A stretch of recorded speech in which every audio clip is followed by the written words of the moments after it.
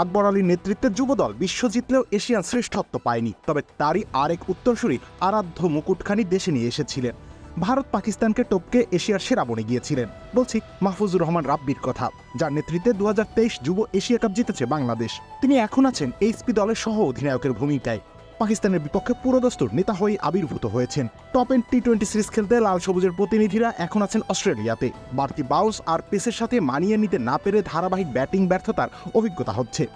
পাকিস্তান এ দলের বিপক্ষে ঘটেছে একই ঘটনা, তবে লোয়ার মিডল অর্ডারে শক্ত প্রতিরোধ করেছেন রাব্বি নিজেই। মাত্র 58 রানে 5 উইকেটের পতন ঘটলে উইকেটে আসেন তিনি, জুটি করেন শামীম হোসেনের সাথে। এরপর পাক বোলারদের চোখে চোখ রেখেই লড়াই করেছেন বাকিটা সময়। শেষ পর্যন্ত অপরাজিত থেকে দলীয় স্কোরবোর্ডে 141 রান জমা করেছেন দুজন মিলে। তার নিজের ব্যাট থেকে এসেছে 32 বলে 41 রান। যদিও শেষ পর্যন্ত সেটা দলের জয়ের জন্য যথেষ্ট ছিল না। খামেরা তো দাগ হয় কিভাবে? এই যে ভাবি, দাগও যাবে রাগও যাবে, নিন চাকা সুপার হোয়াইট।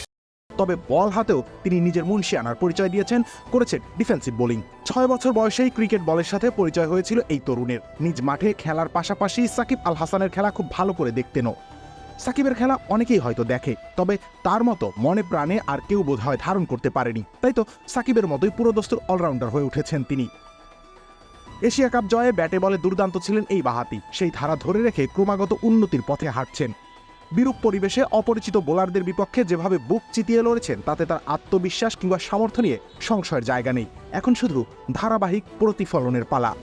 বাবা মায়েরা ক্রিকেটার হওয়ার স্বপ্ন পূরণে বাধা দেয়। রাব্বির পরিবার চিরায়ত কথাটার ব্যতিক্রমী উদাহরণ হয়েছিলেন। ছেলের ক্রিকেটার বানাতে সর্বাত্মক সমর্থন করেছেন তারা। এখন তার প্রতিদান দেওয়ার সময়। রবিউল ইসলাম রনি, খেলা ৭১।